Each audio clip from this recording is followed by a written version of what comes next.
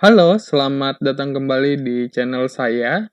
Pada video kali ini kita akan buka dengan quotes dari John Wooden. Hal baik akan datang dengan cara terbaik pada orang yang mengerjakan dengan usaha terbaik.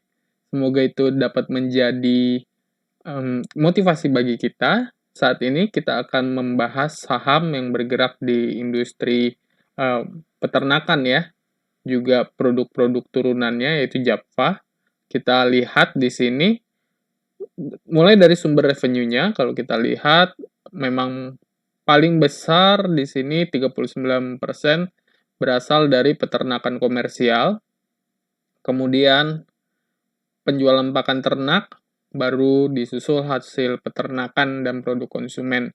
Nah, di sini yang menarik adalah harga saham ini memiliki tren yang cukup menurun dan akan menjadi pertanyaan bagi teman-teman yang mungkin memiliki watchlist di saham ini, apakah ini saat yang tepat untuk masuk, dan apakah ini sebenarnya penurunan harga yang merepresentasikan keadaan dari saham atau kondisi fundamentalnya. Nah, sebelum kita melangkah lebih jauh, teman-teman bisa subscribe karena kedepannya kita akan bahas saham-saham lain secara fundamental mengenai prospeknya, mana tahu cocok untuk dimasukkan ke dalam watchlist teman-teman.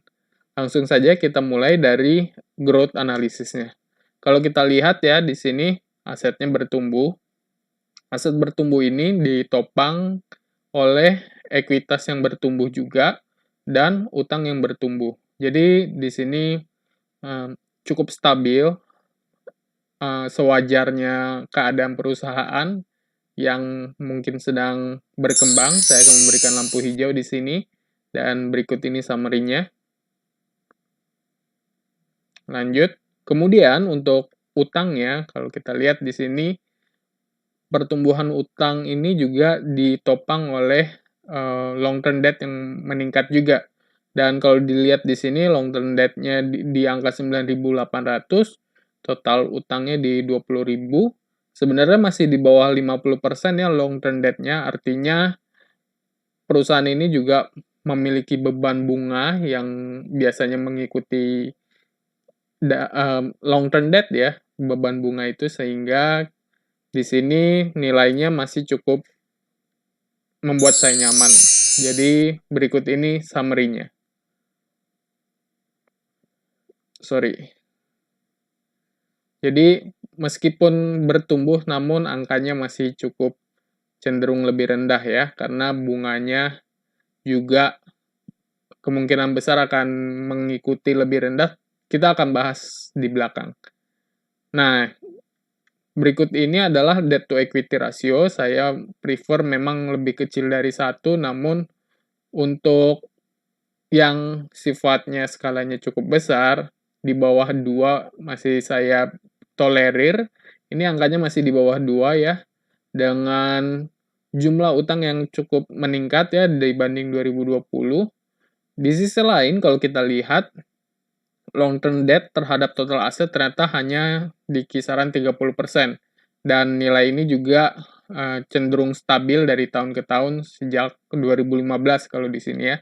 Jadi kalau menurut saya, kembali kepada yang slide sebelumnya, bahwa mungkin secara long term debt dibanding total debt-nya mungkin mendekati angka 50.000. Namun kalau dilihat secara total asetnya ternyata nilainya masih cukup rendah di 30 persenan, dan angka ini cukup membuat saya nyaman. Saya memberikan lampu hijau di sini. Berikut ini summary-nya. Lanjut. Kemudian untuk cash ratio, nah saya lebih prefer kalau angkanya mendekati 100 atau lebih dari 100 ya. Namun di sini angkanya di 50% saja, cukup tinggi dibandingkan 3 tahun sebelumnya ya.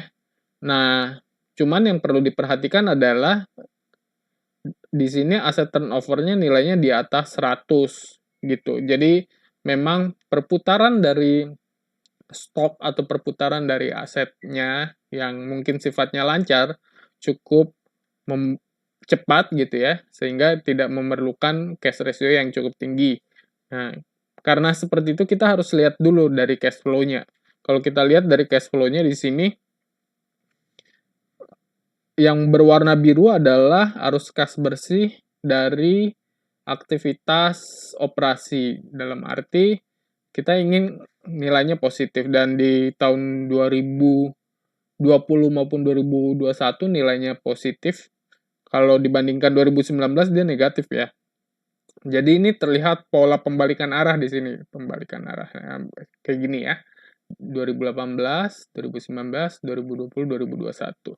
Yang paling menarik adalah di sini ada lonjakan yang sangat tinggi di warna abu-abu, yaitu aktivitas pendanaan. Jadi perusahaan mendapatkan istilahnya utang ya, pendanaan, sehingga total dari cash flow-nya menjadi positif. Nilai ini terus bertumbuh ya.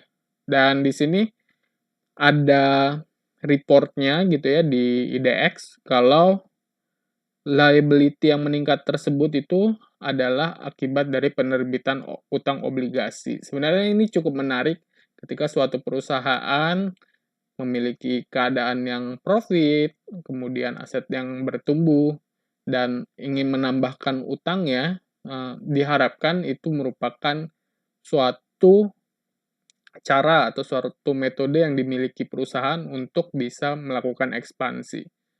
Jadi, saya akan memberikan lampu hijau di sini, dan di sini summary-nya ya. Cash ratio-nya mungkin tidak di atas 100%, namun di sini yang perlu dilihat adalah cash flow-nya bernilai positif.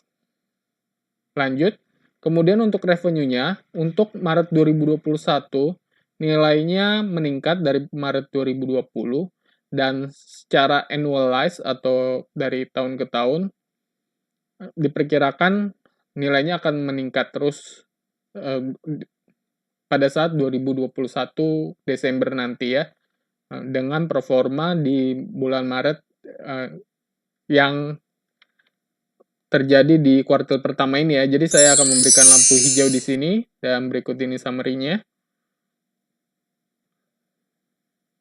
Lanjut. Kemudian untuk net profit-nya juga meningkat tinggi. Di sini kalau kita lihat, ini juga ditopang dengan net profit margin yang meningkat juga ya, dari 3,6 jadi 8%. Jadi dapat disimpulkan net profit-nya ini juga meningkat akibat satu revenue yang meningkat, yang kedua adalah adanya di sini cost yang mungkin meningkatnya tidak sebesar dari revenue ini, atau lebih efisien, istilahnya ya lebih ke cost efisien juga. Jadi ini merupakan pertanda yang cukup membuat nyaman, dan berikut ini summary-nya. Lanjut, untuk times interest earned, yaitu berapa kali lipat keuntungan perusahaan dapat menutup bunga dari utang-utang yang dimiliki oleh perusahaan ini. Nah, di sini nilainya lebih preferable kalau di atas 1, dan ini baik tahun 2020 maupun 2021 nilainya di atas 1 ya, jauh. Ini juga 8, masih cukup membuat nyaman. Dan ini untuk current period, di bulan Maret 2021 return on equity-nya sampai 6,9%. Kalau di annualize cukup tinggi ya, 6 kali 4 gitu ya misalnya, atau 7 kali 4 ya, 7 kali 4, 28. Nah, ini nilai yang cukup menyenangkan ya, bahkan nilai ini cukup tinggi dibandingkan kuartal pertama sejak tahun 2015 kalau di sini ya. Trennya cukup menarik di sini. Jadi ini cukup membuat nyaman, saya akan memberikan lampu hijau di sini. Berikut ini summary-nya. Lanjut. Nah, untuk harganya sendiri kalau kita lihat di sini pada saat video ini dianalisa di harga 1.640, nilai ini mungkin cukup lebih rendah sedikit ya dibanding IHSG approach atau berdasarkan price to earning ratio di angka 1.700-an, sedangkan kalau di harga PBV gitu ya, dibandingkan bulan-bulan sebelumnya, tahun-tahun sebelumnya, PBV-nya ini mungkin naik dari 1.600 sampai di 1.800 ya, hampir 10%. Namun angka-angka ini sebenarnya kan angka-angka yang taksiran, dalam arti nilai ini kalau menurut saya dalam kondisi nilai yang wajar ya. Untuk murah banget, nggak terlalu murah banget, tapi untuk mahal juga tidak, kalau menurut perhitungan ini. Jadi saya akan memberikan lampu hijau di sini.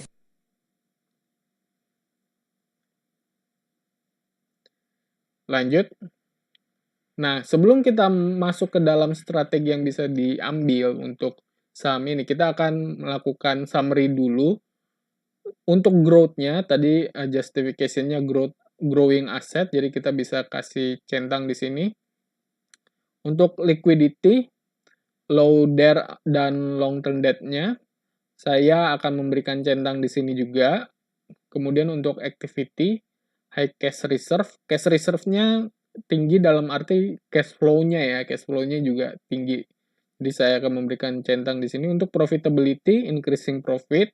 Tadi kita sudah melihat bahwa profitnya juga cukup tinggi comparable dengan beberapa tahun sebelumnya pada kuartal pertama. Kemudian untuk valuation, untuk low sendiri saya belum bisa menyatakan low ya, tapi kalau untuk medium oke, saya akan memberikan centang di sini. Jadi sebenarnya tipis-tipis gitu, tapi semuanya juga centang. Cukup menarik. Nah, bagaimana dengan strategi yang bisa saya ambil gitu ya, saya gunakan untuk saham ini. Pertama, dilihat dulu kelebihannya ya. Secara fundamental baik. Nah, berdasarkan pembahasan maupun berdasarkan sektor industri, saya sendiri belum dapat melihat kekurangan yang cukup signifikan ya, secara internal gitu dari perusahaan ini. Kemudian untuk kesempatannya ya, kalau untuk kesempatannya penggunaan cash obligasi ya, ini cukup menarik kalau kita lihat cash flow-nya yang begitu naik tinggi karena adanya obligasi tersebut. Kita perlu melihat langkah-langkah dari manajemen ke depannya, bagaimana mengelola dana tambahan tersebut, aset tersebut untuk melakukan ekspansi.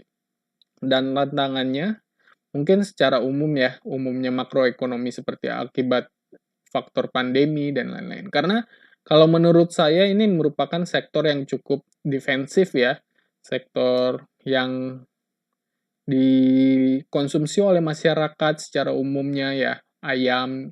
Jadi ini merupakan suatu sektor yang cukup defensif dan mungkin lebih mengarah bagaimana compare dengan kompetitornya gitu ya di industri yang sama.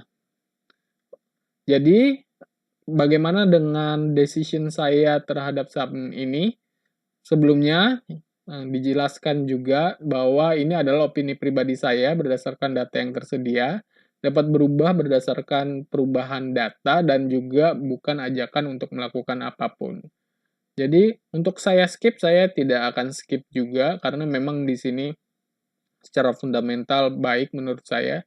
Kemudian untuk short term trading oke sih, karena kalau tadi kita lihat di awal trennya sedang menurun gitu ya, mulai naik. Jadi ini cocok kalau teman-teman misalnya suka dengan trading di saham-saham yang sedang bergerak gitu ya, tidak sideways.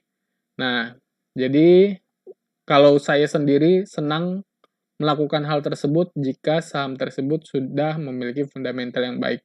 Kemudian untuk wait for discount, saya mungkin tidak akan centang lagi ya, karena harganya dalam tren yang mungkin sudah mulai membaik gitu ya secara makroekonomi, ditambah lagi juga harganya juga di harga wajar.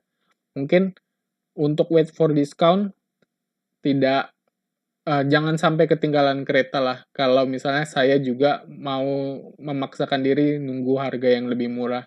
Kemudian untuk medium term hold, ini juga oke karena memang terjadi perbaikan kalau menurut saya di net profit-nya ya, di net profit maupun di revenue. Untuk return investing, jelas ya di return on equity-nya tadi mengalami peningkatan yang cukup signifikan sehingga ini mungkin ini centang yang paling besar ya dari saya. Kemudian untuk capital gain investing, saya belum bisa memberikan centang karena harganya mungkin berdasarkan perhitungan saya sudah mendekati harga wajarnya ya. Jadi kalaupun saya berinvestasi di sini, saya cenderung untuk mencari dari return-nya seperti dividen yang akan diberikan atau return return return pada saat di semester atau di kuartal berikutnya laba ditahan diputar untuk mendapatkan keuntungan lagi. Oke, itu sedikit dari saya untuk saham Java ini. Kalau teman-teman ada pertanyaan atau opini yang berbeda, bisa tulis di kolom komentar. Jangan lupa untuk subscribe ya, karena kita akan bahas saham-saham lainnya secara fundamental dari laporan keuangannya, sehingga tidak perlu juga, bukan tidak perlu sih, mungkin bisa menghemat waktu untuk mendengar ringkasan terlebih dahulu sebelum melihat lebih dalam di laporan keuangannya. Oke, saham-saham ini juga masuk dalam playlist saya, bisa dicek di channel saya, di sana ada playlist kuartil pertama tahun 2021, ada saham-saham lain yang bisa teman-teman dengarkan juga, supaya membantu dalam pengambilan keputusan teman-teman masing-masing. Oke, saya Rianto Petrus Binsardo, sampai jumpa di video berikutnya. Dadah!